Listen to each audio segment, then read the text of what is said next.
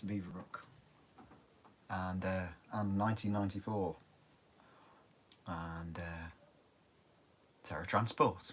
So those of you who are familiar with the layout and its gestation and how things have evolved will probably remember my phase of modelling a lot of TerraTransport units and this faux history of what if the CN experiment on Newfoundland hadn't been declared a failure and instead absorbed some of the loss-making lines across the province, well, across the Maritimes rather than the province. Yeah, so taking in lines in Nova Scotia on Prince Edward Island into New Brunswick and grouping them together. And then when CN was privatised, TerraTransport was privatised separately. And so this is the story. This is the green units. So we're going to fire up U18B 1801.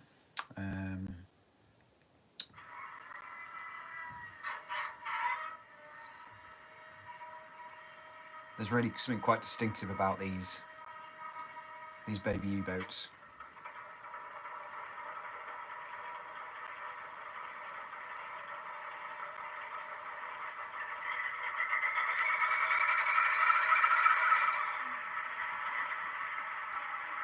And they sound absolutely superb, don't they? A lovely sort of lolloping idle to them. This is an intermountain model, just basically repainted with a little bit of detailing. So, and also to say this evening I've got you on James Hilton unsteady cam. So we'll be moving around the layout as operation moves around the layout. Last week we switched out the cement spur at the front of the layout. So tonight we've just got to switch the cork mill. So that's what we're going to be doing. So I'm going to move the camera down the layout, and if you can see here, we can see down at the mill there's 2 cars, 2 empties, and the 2 loads we left last week, we left them there. So we need to sort of shuffle all this round, and I suspect we're going to run out of space. So so we'll see how things go.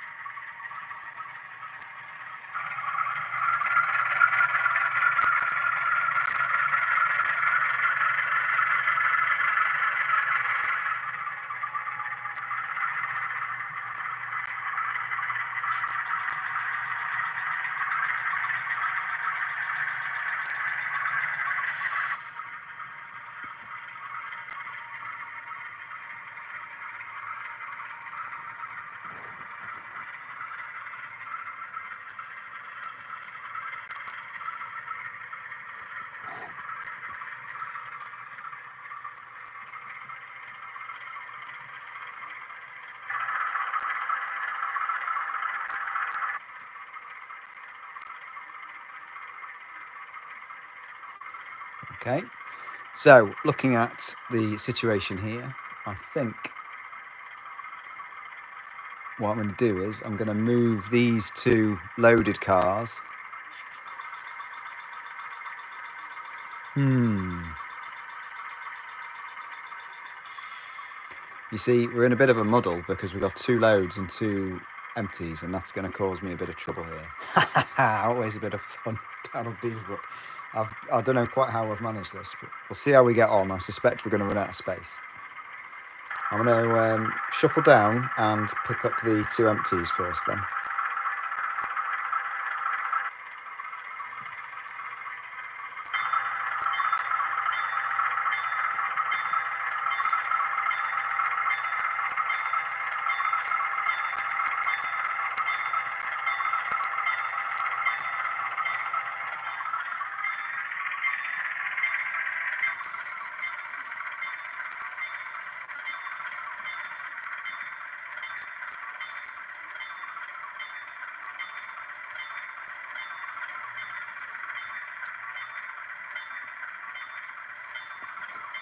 So we get a long shot back down Beaverbrook again now.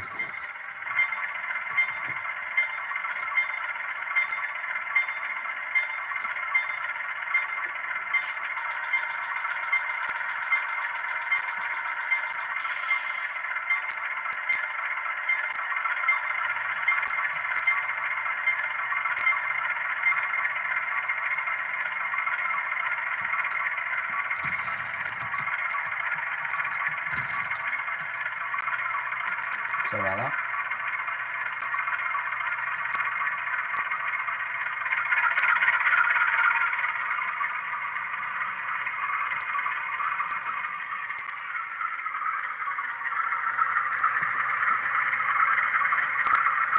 We're on the piss there, aren't we?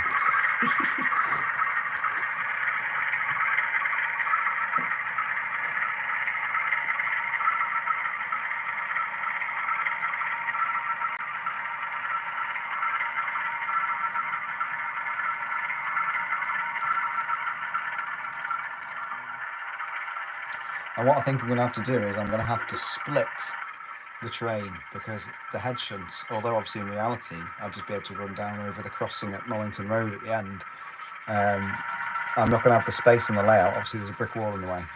So what we'll do is we'll split the train, we'll pull the the pool car off, and we'll pop that in the cement splitter.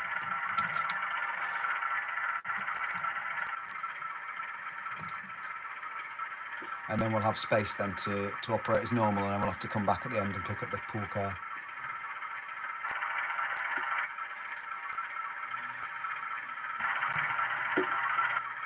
So I hope everyone's had a good week. It seems a bit crazy that I've not operated the layout all week.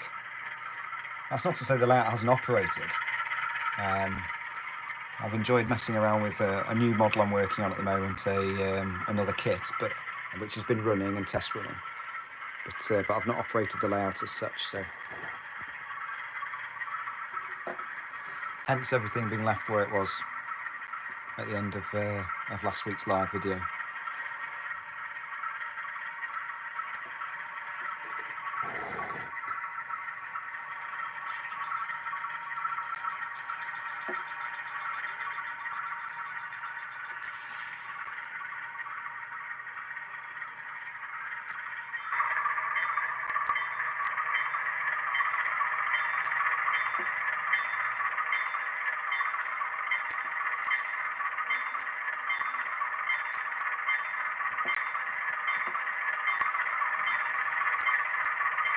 It's funny looking through the camera screen here. I can see those creases on the back seam, and of course in reality your eye just totally glances over them.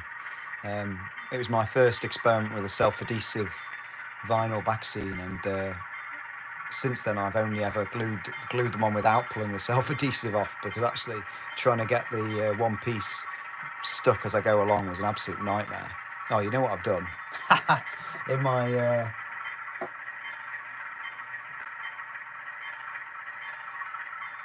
in my talking to you, I've neglected to turn the turnout, so there you go. Happens to us all, eh?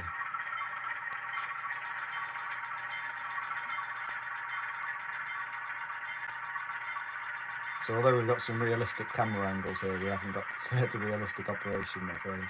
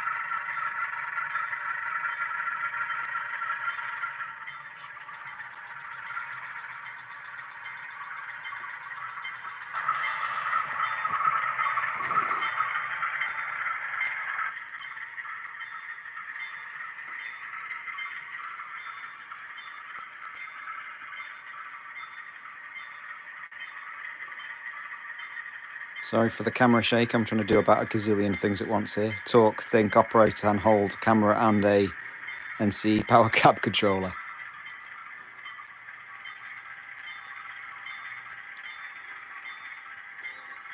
Okay, I'll put you back down.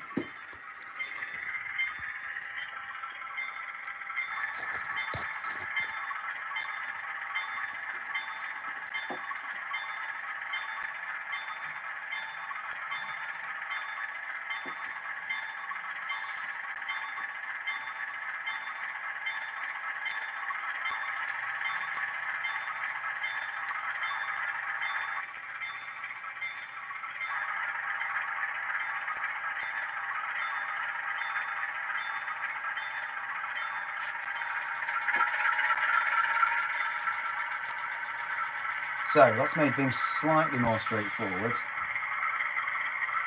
We should be able to sort of operate as normal now. But we'll have to come back for that at the end because of course the pool car's loaded, so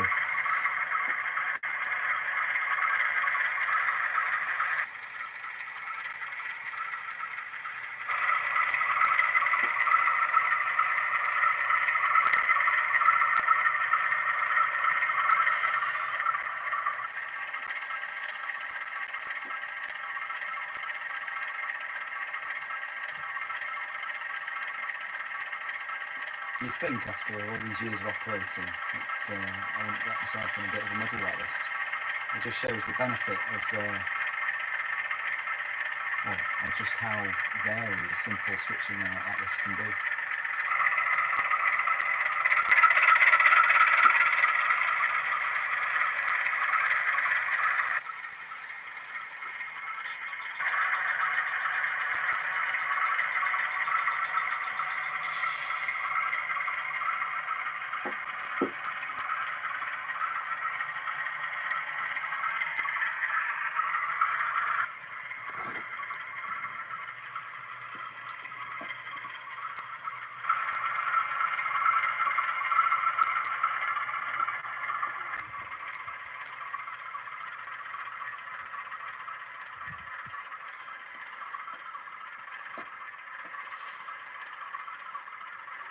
So now we can finish the pull of the empties.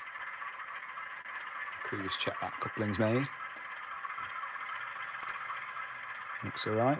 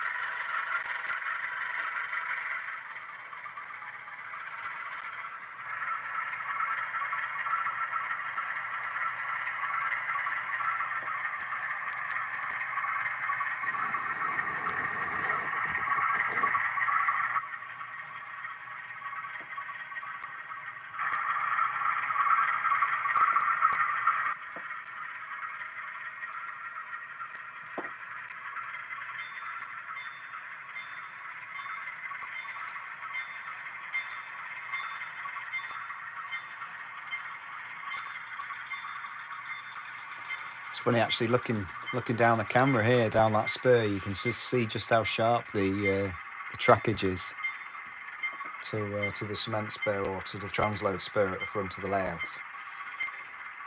Deliberate. That was an intentional choice to get the feel of the prototype.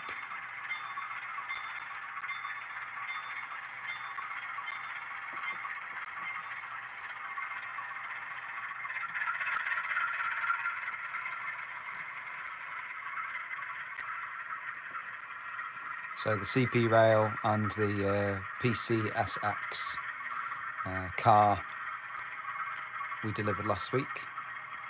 Well, we didn't deliver last week, we were delivered last week. They're now empty.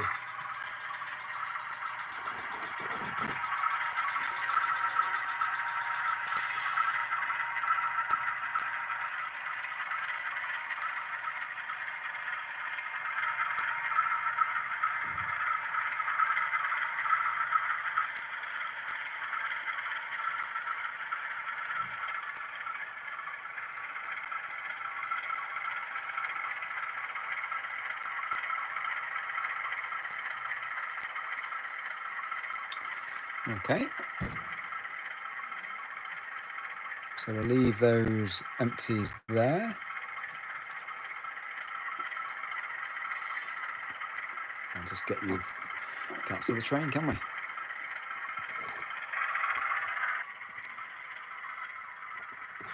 See if I can get us down here. There we go.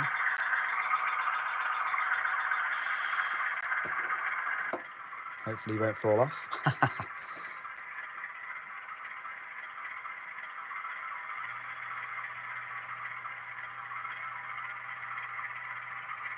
And I think what we'll do is we'll actually come and get the pool car now. We deposited earlier on the front spur. There's not a great deal of room, really. I suppose it feels much bigger. The layout feels much bigger than it actually is. You know, getting snarled up by having just one extra car. Just, you know, sometimes I do it on purpose, but obviously tonight I didn't. I do have a couple of rogue cars that I use sort of to suggest other industries elsewhere on the spur. And when you have one of those, you end up in the situation where you know, you need to keep moving it with each move, really, because otherwise the sidings just aren't long enough.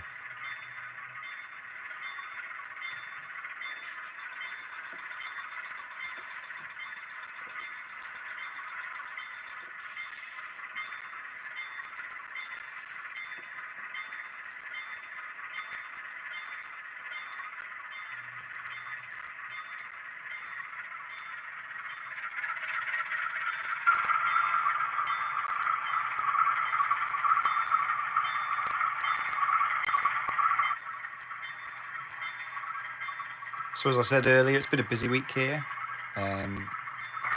Started a lot of work on some large-scale commissions, so garden railway signs, locomotives for various people, various scales. And so the opportunity to do a bit of my own modelling in the evening is always very welcome. Although I've not been operating Beaverbrook, I have been enjoying planning, mocking up, sort of scoping out a new shelf layout, which is on the blog if you're interested, titled Coleridge Street, set in early 1980s, New England somewhere.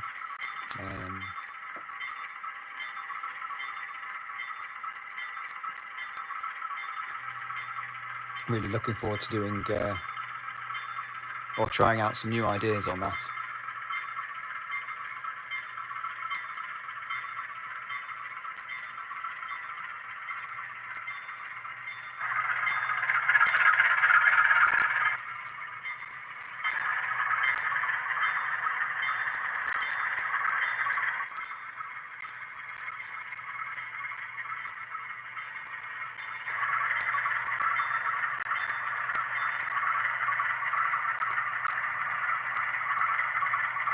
So now the opportunity now is to put these two loads down to the co-op. So that's the last job for the evening.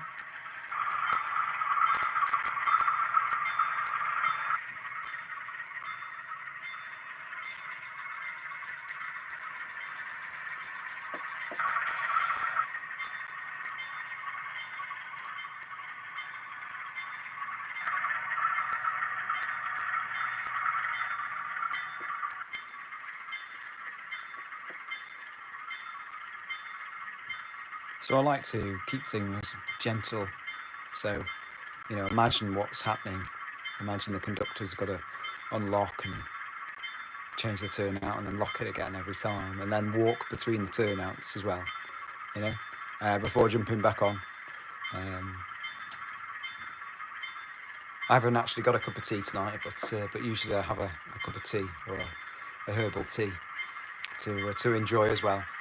And just having a sip of that between moves kind of just slows you down as well. Because this hobby's all about having a chance to relax, isn't it? Step back from what's been going on during the day.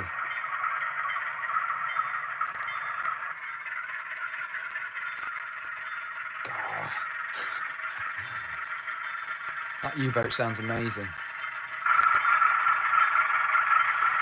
I should imagine it sounds pretty damn awful on the live.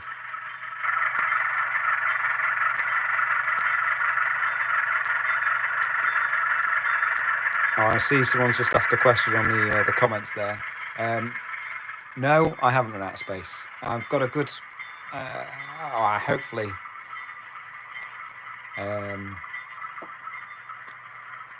hopefully a sort of a well-balanced layout room where I don't try and build anything until I sell something.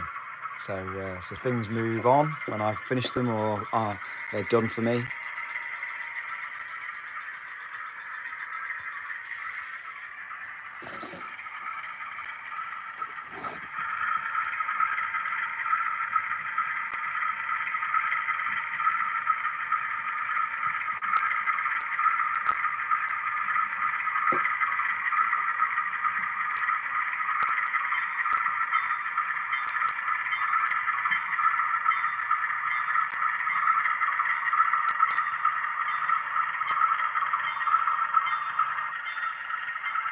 This is an American layout, so Canadian layout really. So no, I'm not interested in. I don't really have any British. Well, very little British stuff with DCC footage. This is very much my own. It's separate from the work I do on commissions, so it's very much my own. I think it's important to keep things to yourself. If you're a commission model maker and you take on work that's similar to the stuff you're interested in, it ends up becoming less interesting. And so what's happened over time is a lot of the stuff that I genuinely am interested in it, and I still am, but I just can't face doing it for myself. So I keep the Canadian stuff for myself, and I keep the British Engage stuff for myself. But yeah, everything else has ended up becoming a business, if you like. So. Especially with the Plant Industrials Victory project, that was a great thing to do, but that really probably was the death knell of Industrial AA for me for a while.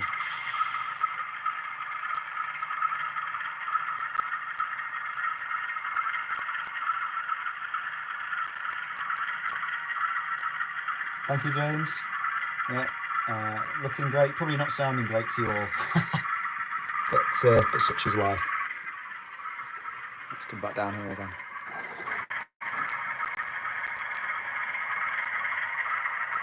Sounds great to me though.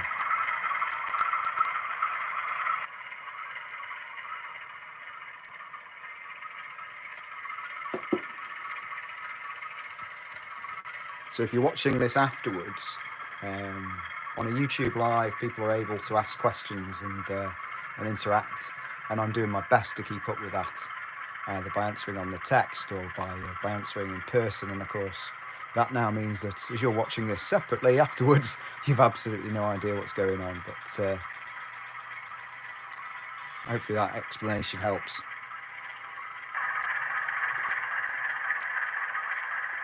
And what I'll probably try and do over the weekend is film a live video that isn't live and put together another one of these sort of operational videos, but done in edited, put together in a sort of slightly more professional manner.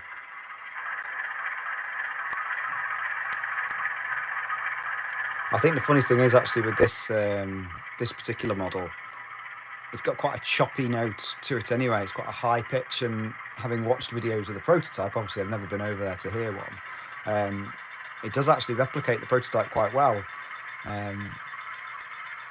But as you say, there's no way you can really pick that up through an iPhone microphone. And I don't take this seriously enough to do anything more formal with, miking things up properly or working out a better way to do it.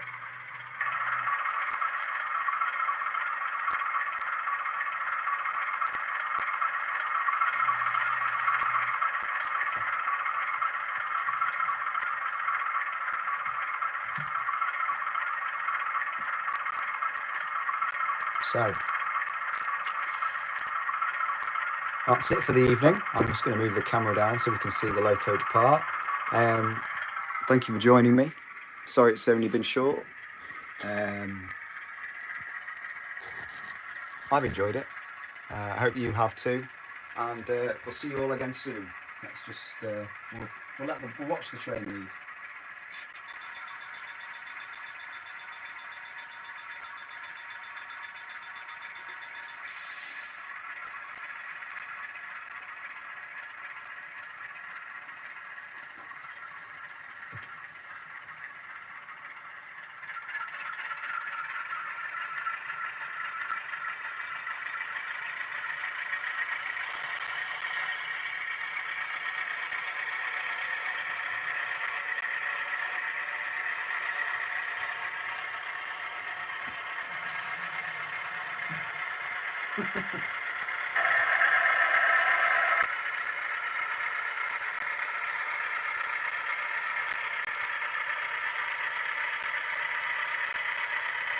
Thanks for watching.